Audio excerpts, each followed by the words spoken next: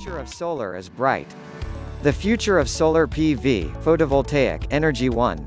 The problem. 2. The solution. 3. The results 4. The benefits. 5. An investment in the future 1.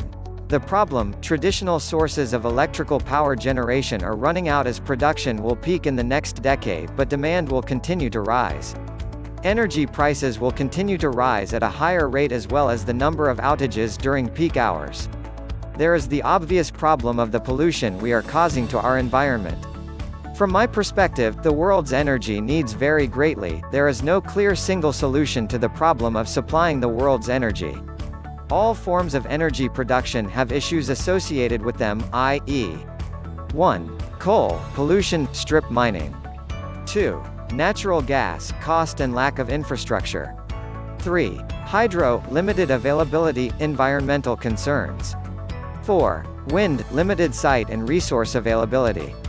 5. Solar PV, higher cost. 6. Nuclear, waste disposal. 2. The solution, solar PV, photovoltaic, systems effectively deliver 3 to 5 hours of peak power per day at roughly 10 watts per square foot. Not 1 square inch of new land would be required to site PV. Theoretically, there are adequate residential, commercial, government rooftops, and parking structures in California to power a substantial percentage of our state's electrical needs from solar. In Southern California, solar produces a net energy gain in approximately 3 years. This means that within 3 years, PV systems begin producing more energy than the energy spent in producing the system and its raw materials.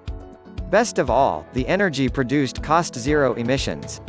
At today's prices, a typical solar system costs approximately $8 per watt, installed and has an operating life in excess of 25 years. For all intents and purposes, maintenance and operating costs are minimal. Now there are systems available for rent. Companies such as Citizenray at www.jointhesolution.com/rethink-solar allow you to create solar power of a unit that is installed, maintained and monitored by them.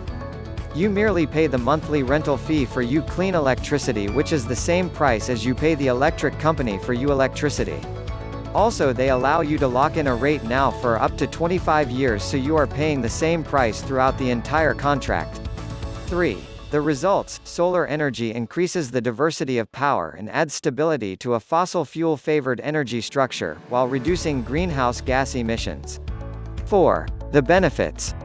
Solar can be quickly deployed at the point of use, reducing the need for additional transmission and distribution infrastructure, and cost thereof.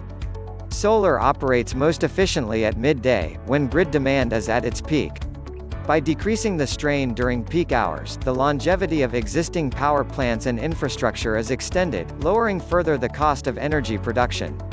By deploying solar over time, the cumulative effect of the installed base is impressive. Given its 25-year life, within 10 to 20 years, a respectable portion of California's energy could be supplied by solar.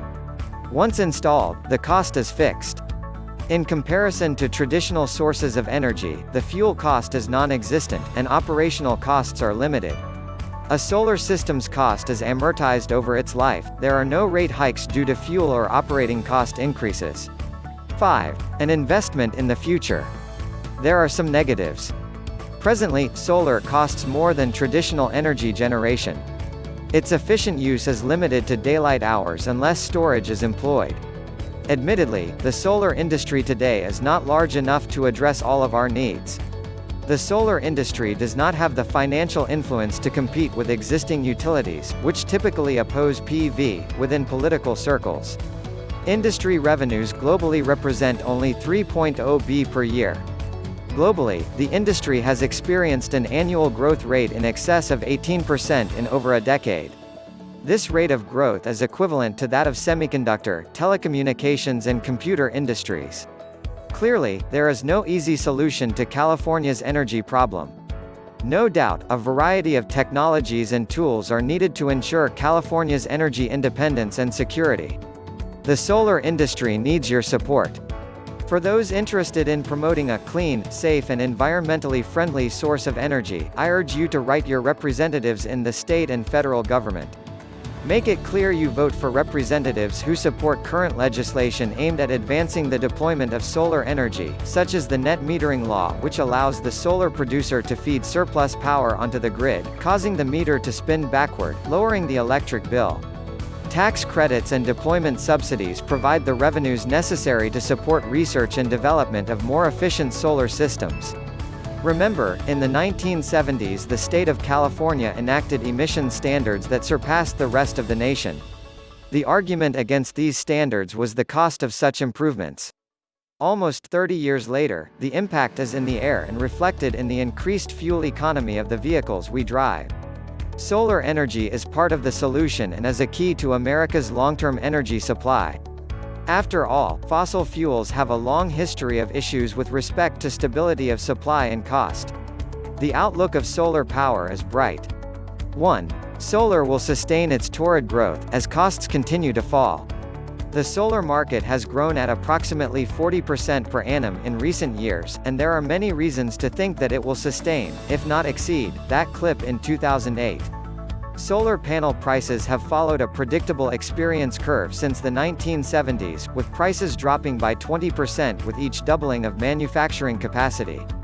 As the silicon-dominated industry moves to thinner and higher efficiency wafers, increases manufacturing scale, improves wafer and cell processing technologies, sees polysilicon prices return to rational levels, and migrates production to lower-cost countries, costs will continue to drive towards parity with grid rates, and solar will become increasingly more attractive.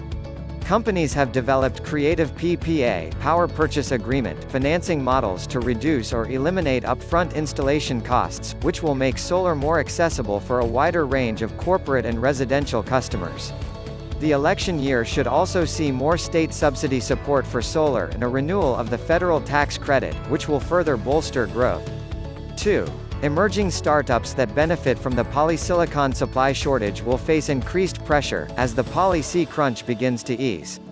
Solar veterans can debate the timing endlessly, but many expect additional Poly-C supply to come online by late 2008.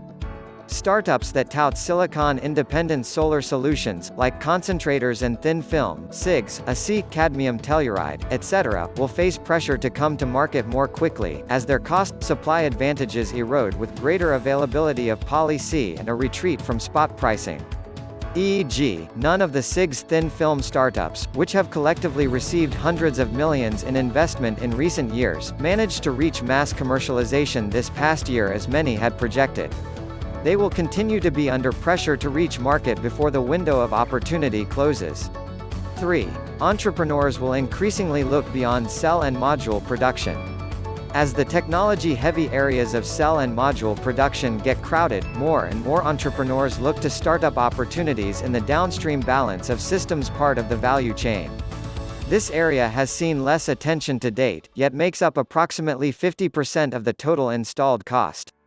Novel packaging techniques, distributed inverter, MPP tracking, power management technologies, systems monitoring solutions, streamlining of the installation process, and creative solar financing models.